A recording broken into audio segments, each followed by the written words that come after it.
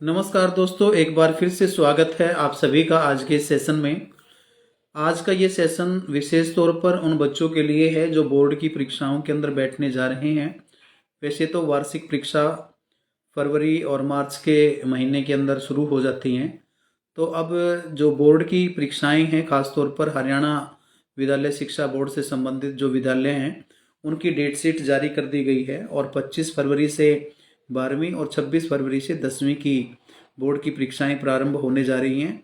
और भिवानी बोर्ड की वेबसाइट के ऊपर डेट शीट भी जारी कर दी गई है और सभी विद्यालयों के अंदर भी उससे संबंधित डेट शीट से संबंधित जो प्रक्रिया है वो लगभग पूरी हो चुकी है और बच्चों को डेट शीट लिखवा दी भी गई होगी कि किस सब्जेक्ट का पेपर किस दिन रहेगा। तो अब बच्चों, जो बच्चे इस वीडियो को देख रहे हैं या जो अभिभावक इस वीडियो को देख रहे हैं और जिनके बच्चे बोर्ड की परीक्षाओं के अंदर बैठने जा रहे हैं, उनको कुछ बातों का ध्यान रखने की आवश्यकता है ताकि वो अपनी बोर्ड की परीक्षा को मन लगा करके दे सके। क्योंकि ये जो पल है, इस पल में, इस दौरान, इन दिनों के अंदर बच्चे को ज़्यादा मेहनत करने की आवश्यकता है। क्योंकि जो आज तक उसने पढ़ा है वो उसके परीक्षा के अंदर आने वाला है और उसको प्रश्न पत्र के रूप में जो बोर्ड की परीक्षा के दौरान जो प्रश्न पत्र मिलेगा, वो सारा का सारा सिलेबस जो अभी तक आप लोगों ने पढ़ा है उस आधार पर वो डिज़ाइन किया गया है। तो उससे पूर्व आपकी तैयारी दुरुस्त होनी चाहिए और उस तैयारी को दुरुस्त करने के लिए आपको एक दिनचर्या बना करके जो लगभग 1 महीना आपकी बोर्ड परीक्षा का और जो अभी बचता है या इसमें परीक्षाएं होगी, जो या आगे का जो समय होगा, लगभग ये 1.5 महीने का जो समय है, ये हर बच्चे के लिए बहुत इम्पोर्टेंट है। तो इस लगभग 1.5 महीने के समय के अंदर बच्चे को अपनी एक नियमित दिनचर्या बना करके स्वाध्याय करने की आवश्यकता है। और उसके लिए आवश्यक है सबसे पहले तो कि बच्चा सुबह जल्दी उठे और उठ करके नियमित रूप से अपनी दिनचर्या, जो दैनिक दिनचर्या है, उसको पूरा करे। और उसके साथ साथ जितने भी आपके सब्जेक्ट हैं उस सब्जेक्ट को आप एक पेपर के ऊपर लेकर के आइए, एक आसान सब्जेक्ट और एक मुश्किल सब्जेक्ट। इस तरीके से, जैसे मैथ्स है, मैथ्स के साथ आप हिंदी रख सकते हो, साइंस है, साइंस के साथ कोई ऑप्शनल सब्जेक्ट रख सकते हो।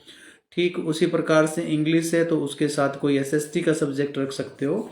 या जो साइंस के स्टूडेंट है वो भी एक एक ऑप्शनल सब्जेक्ट जो थोड़ा टफ सब्जेक्ट होता है उसके साथ एक आसान से सब्जेक्ट का इस तरीके से पेयर बनाए। और एक समय में, जब तक बोर्ड की परीक्षाओं में थोड़ा सा समय रहता है, लगभग 1 महीना तो मैं नहीं कहूँगा, लेकिन लगभग 25-26 दिन ये जो बचते हैं या 27-28 दिन जो ये बचते हैं, तो इस दौरान वो अपने टाइम टेबल को अपने तरीके से डिज़ाइन कर ले। क्योंकि क्लासरूम के अंदर जो डिस्कस होना था वो लगभग लगभग डिस्कस हो चुका है और जो सिलेबस टीचर्स ने स्कूल के अंदर करवाना था वो करवा दिया है। अब स्वाध्याय की ज़रूरत है, स्वयं अध्ययन करने की ज़रूरत है और अभ्यास की ज़रूरत है। तो पूरे सब्जेक्ट्स को आप ऑन पेपर लेकर के आइए और उसके पेयर आप लोग बना लीजिए। और एक जो मुश्किल सब्जेक्ट है उसके साथ एक आसान सब्जेक्ट रखिए, जो आपको मुश्किल लगता है और जो आपको इजी लगता है, तो इस तरीके से पेयर बना करके आप उसके ऊपर काम करें। और अपने रूटीन की दिनचर्या में कि मुझे मॉर्निंग में इतने बजे उठना है, और मैं तो ये चाहूँगा कि हर बच्चे को कम से कम, अब 4 बजे तो नहीं कहूँगा, कि 5 बजे तक हर बच्चे को उठ जाना चाहिए और 5:30 बजे तक वो अपने जो दैनिक दिनचर्या है उससे निवृत्त होकर के सुबह सुबह कम से कम, क्योंकि स्कूल में भी जाना होता है और प्रैक्टिकल्स वगैरह भी शुरू होंगी, कि 2 घंटे की कम से कम सुबह प्रैक्टिस ज़रूर हो जानी चाहिए। वो आप किसी 2 सब्जेक्ट की कर सकते हैं। जो मुश्किल सब्जेक्ट है उसका थोड़ा सा ज़्यादा टाइम दे सकते हैं, जो आसान सब्जेक्ट है उसको थोड़ा कम। यानी कि लगभग 2 से ढाई घंटे सुबह के टाइम बच्चे को निकालने की आवश्यकता है। उसके साथ साथ जैसे मौसम में परिवर्तन हो रहा है और मौसम गर्म ठंडा होएगा अभी, तो अपने स्वास्थ्य को ध्यान में रखने की भी आवश्यकता है। तो ऐसे में आप कोशिश करें कि बाहर बहुत कम घूमने के लिए जाएं और थोड़ी बहुत वार्म अप एक्सरसाइज आपको योगाभ्यास वगैरह करना है वो आप अपने घर पर इस दौरान करें, क्योंकि कभी हवा ठंडी चलती है, कभी दिन में मौसम जो टेम्परेचर है आगे वो गर्म हो जाया करेगा।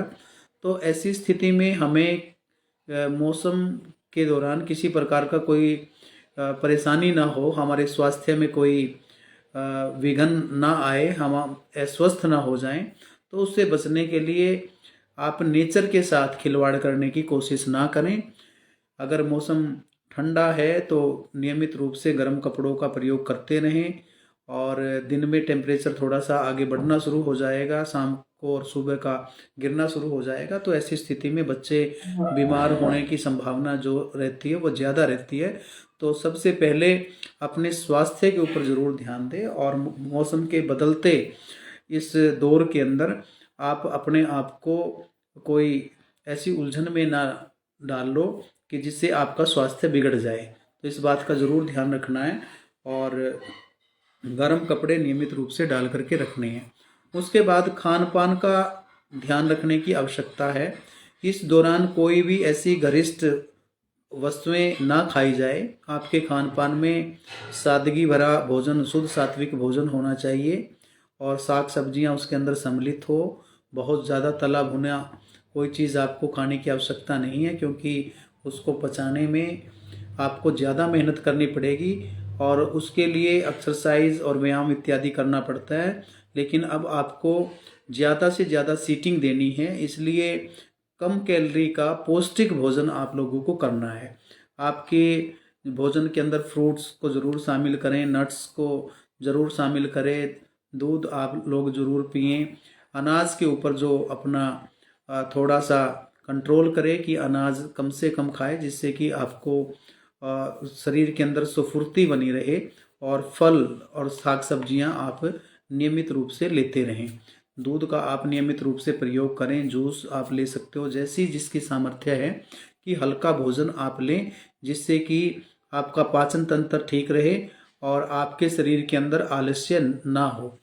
और उसके साथ साथ आप स्कूल के अंदर भी जाते हैं, स्कूल के अंदर भी आप लोगों के बहुत सारे काम अभी बाकी हैं, क्योंकि प्रैक्टिकल्स आप लोगों के होने हैं और उस दौरान भी आप व्यस्त रहेंगे। तो कम से कम आपके 1-2 सब्जेक्ट जब आप स्कूल में रूटीन में तो क्लास वाइज जो आपके पीरियड्स होंगे उसमें तो आप उस सब्जेक्ट का काम करेंगे, लेकिन कोशिश कीजिए कि अगर आपको कोई फ्री पीरियड वहाँ पर मिलता है तो आप 1 या 2 सब्जेक्ट को, जो आपको लगता है कि ईजिली आपके पास कम टाइम है, तो आसान से किसी सब्जेक्ट के सिलेबस को आप रिवाइज कर लीजिए, ताकि घर पर आकर के उसके ऊपर अभ्यास करने की आवश्यकता ना हो। अगर आपको टाइम ज़्यादा मिलता है और अपने साथियों के साथ बैठ कर के आप मैथमेटिक्स जैसा जो थोड़ा सा मुश्किल और ज़्यादा टाइम लेने वाला सब्जेक्ट है उसके ऊपर बैठ कर के अभ्यास कर सकते हैं। आपके टीचर्स आपके पास विद्यालय के अंदर है, अगर कोई प्रॉब्लम आपको सोल्व करवानी है तो आप अपने टीचर से वो प्रॉब्लम सोल्व करवा सकते हैं। उसके बाद आप घर आते हो, घर आकर के आप लोगों ने नियमित तौर पर अपने आप को खुश रखना है, प्रसन्न रखना है। अभिभावक जनों से भी निवेदन है कि वो अपने बच्चों को इस दौरान ज़्यादा से ज़्यादा मोटिवेट करें, उनकी मदद करें कि वो किसी भी प्रकार से अपने आप को परेशान या किसी दबाव के अंदर ना हो। उनको ज़्यादा समय देने की आवश्यकता नहीं है, लेकिन इस समय उनको आप मोटिवेट कर सकते हो और उनको बेस्ट विशेस दीजिए, और उनकी सेहत का ख्याल रखने के लिए अपनी रसोई के अंदर जो उनके खाने पीने की व्यवस्था है वो बेहतरीन से बेहतरीन कीजिए। इस दौरान उनको फल इत्यादि जो हैं वो उपलब्ध करवाइए, और ताकि उनको किसी भी प्रकार का कोई स्वास्थ्य में उनकी कोई गिरावट ना आए, और समय समय पर उनको जो जिस चीज़ की ज़रूरत है, अगर बच्चा देर रात तक पढ़ता है तो उनको चाय कॉफ़ी दूध जिस चीज़ की भी आवश्यकता है उनके साथ खड़ा होकर के, ताकि उनको लगे कि उनके पेरेंट्स भी इस परीक्षा की घड़ी के अंदर उनके साथ खड़े हैं, और जिस चीज़ की आवश्यकता है उनको उस आवश्यकता अनुसार जो संसाधन आप उपलब्ध करवा सकते हैं वो संसाधन आप उपलब्ध ज़रूर करवाएं। और उसके साथ साथ कोशिश करें बच्चे भी और अभिभावक जन भी कि बच्चे इस दौरान मोबाइल के साथ और टीवी से थोड़ी सी दूरी बना करके रखें, क्योंकि आपके ऊपर दबाव रहेगा। काफ़ी सारा सिलेबस होता है, यदि आप लोगों ने पहले से उसको रिवाइज अच्छे से नहीं किया है और अभी आकर के आप सारे सिलेबस को रिवाइज करना चाह रहे हो, तो थोड़ा सा दबाव हो सकता है। लेकिन उस दबाव से आपने ऊपर उठना है, और ऐसे ऊपर उठने के लिए आपको दाएं बाएं की जो चीज़ें हैं उनसे दूरी बनानी पड़ेगी। और ख़ास तौर पर मोबाइल और टीवी से आप दूरी बनाइए। अगर आपको कुछ देर विश्राम या रिलैक्स करना है, आप अपना एक योगा मैट लीजिए, आप बिल्कुल शवासन की स्थिति में लेट जाइए और ओम का उच्चारण कीजिए। गायत्री पद्मासन की स्थिति में बैठ जाइए, गायत्री का उच्चारण कीजिए और अपने आप को रिलैक्स कीजिए, ताकि आपके दिमाग के अंदर किसी प्रकार का कोई सवाल है या किसी भी प्रकार का कोई बात है वो ना चले। उसको ज़्यादा से ज़्यादा आप रिलैक्स करने की कोशिश करें। लेकिन जो सिलेबस का मैंने आप लोगों को बताया है कि आप अपने सब्जेक्ट्स का एक टाइम टेबल बनाइए कि मुझे इस सब्जेक्ट के साथ इस सब्जेक्ट को पढ़ना है, इस सब्जेक्ट के साथ इस सब्जेक्ट को पढ़ना है। और इस दौरान दिन में आप कम से कम 3 सेशन ऐसे आपके हों जो कम से कम आप 2 से ढाई घंटे कम से कम आप अपने उस सब्जेक्ट्स को जो आपके क्लास के हैं उनको दो दे सको। और 2.5 से 3 घंटे के करीब आप एक एक सेशन रखिए, 2 से ढाई घंटे या 2 से 3 घंटे, जैसी भी आपकी कैपेसिटी है। जैसे जैसे आप अभ्यास शुरू करोगे तो आपकी वो प्रैक्टिस बढ़ती चली जाएगी और 5, 6, 7, 8 घंटे तक भी सीटिंग बड़े आराम से एक टाइम में आप दे सकेंगे। लेकिन उसके साथ साथ आपने अपनी नींद का बिल्कुल ध्यान रखना है, क्योंकि मस्तिष्क को विराम देने के लिए सोने की बहुत आवश्यकता है। और कम से कम 8 घंटे की जो नींद है नियमित रूप से आपको लेनी है। कम हो सकती है, कम से कम 7 से 8 घंटे आपने विश्राम करना ही करना है। आपको रिलैक्स हो जाना है। रात को कोई बच्चा मोबाइल लेकर के ना बैठे, क्योंकि मोबाइल लेकर के बैठने का मतलब है कि आपको जो नींद 1 घंटा पहले आने वाली है वो 1 से 1.5 घंटा बाद में आएगी। इसलिए मोबाइल का या किसी भी डिजिटल जो उपकरण है, अगर उसकी आवश्यकता नहीं है तो उसका उपयोग निषेध कर दें, उसको प्रयोग में ना लेकर के आएँ। क्योंकि नींद के बिना जो ये जंग है, जो ये परीक्षा की घड़ी है, तो इसको जीता नहीं जा सकता। तो इस चीज़ के ऊपर आप ज़रूर ध्यान दें। और दूसरी बात ये है कि इस दौरान केवल स्वाध्याय नहीं करना। कई बच्चे किताबें पढ़ते रहते हैं, लेकिन आपको उसको लिख करके भी देखना है, क्योंकि जो परीक्षा है वो सुनने की परीक्षा नहीं है, बल्कि वो लिखने की परीक्षा है। आपके पास आपने हर चीज़ को रिवाइज कर लिया, हर चीज़ आपको आती है, लेकिन आप लिखने में पीछे रह जाते हो, आप स्लो लिखते हो या हाथ दुखने लगता है, प्रैक्टिस नहीं है। तो ये 1 महीना जो आपका है, जो चीज़ें लिखने लायक हैं, जो पॉइंट्स लिखने लायक हैं, जो हेडिंग्स लिखने लायक हैं, आप उसको लिख करके देखिए, ताकि एक टाइम मैनेजमेंट भी आपका हो और आपको प्रैक्टिस हो जाए लिखने की। क्योंकि कई बच्चों को लिखने की प्रैक्टिस नहीं होती, वो लिखने से जी चुराते हैं और अक्सर अपने टीचर्स को कहते हैं कि जी सुन लिया करो, टेस्ट ना लिया करो।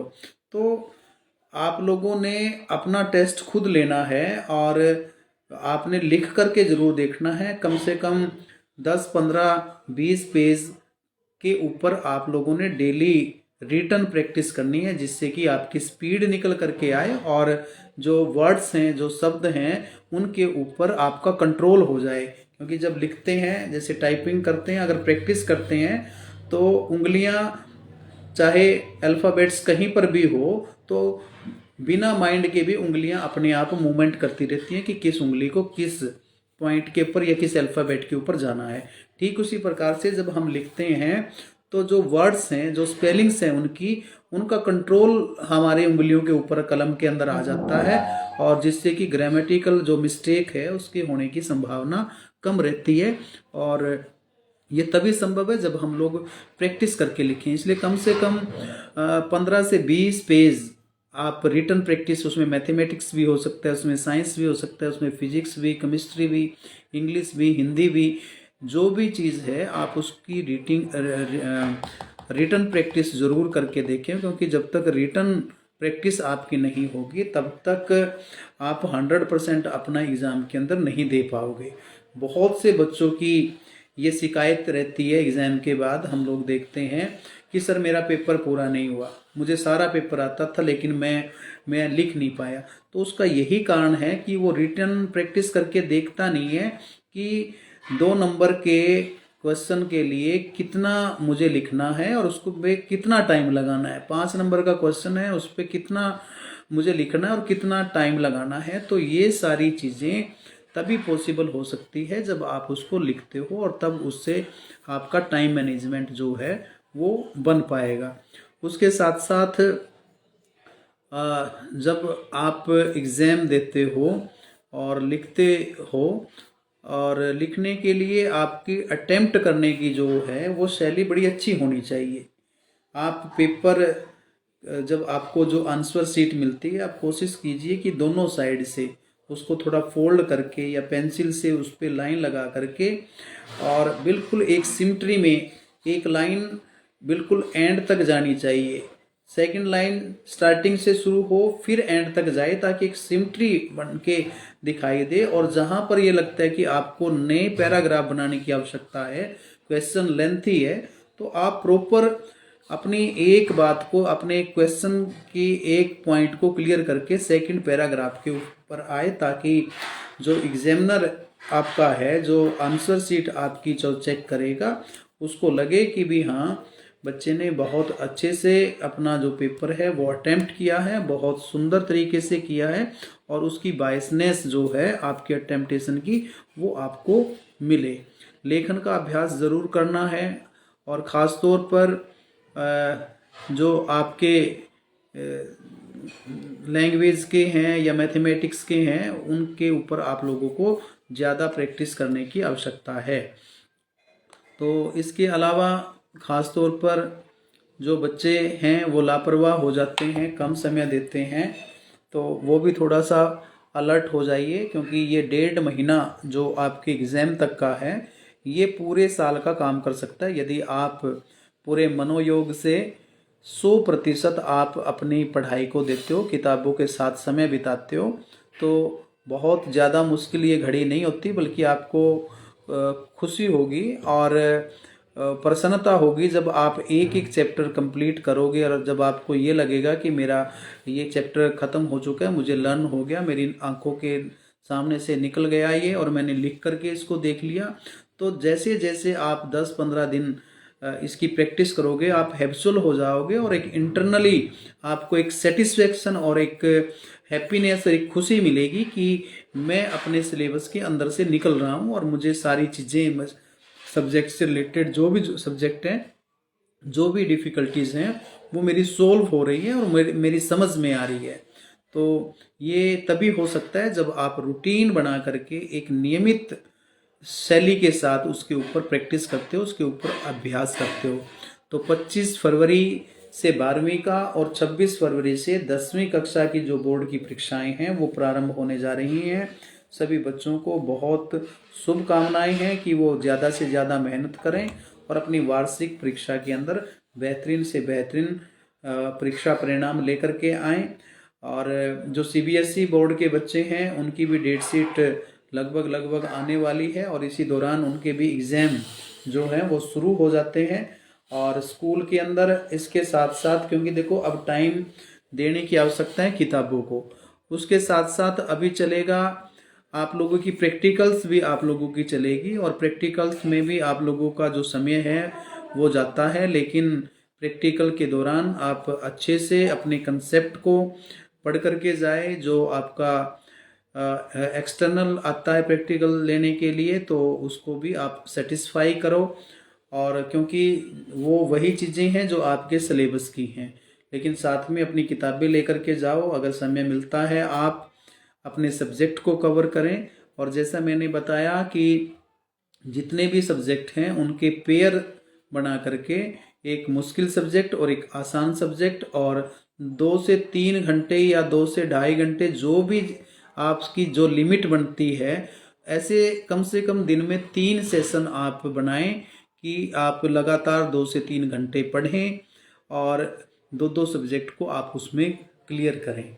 तो इससे आपको ऊपर ना तो अनावश्यक दबाव बनेगा, और हर 2 3 घंटे की स्टडी के बाद आप आध घंटा घंटा जो भी जैसे भी आप मैनेज कर सकते हो, अपने आप को थोड़ा सा रिलैक्स करो, अपने पेरेंट्स के साथ बात करो, अपने दोस्तों के साथ बात करो, लेकिन इधर उधर दाएं बाएं किसी चीज़ में इन्वॉल्व होने की कोशिश ना करें। घर से कम बाहर निकलें, और जो मौसम में लगातार बदलाव देखने को मिलेगा अगले 1 डेढ़ महीने के अंदर, उस बदलाव से भी अपने आप को बचा करके रखना है।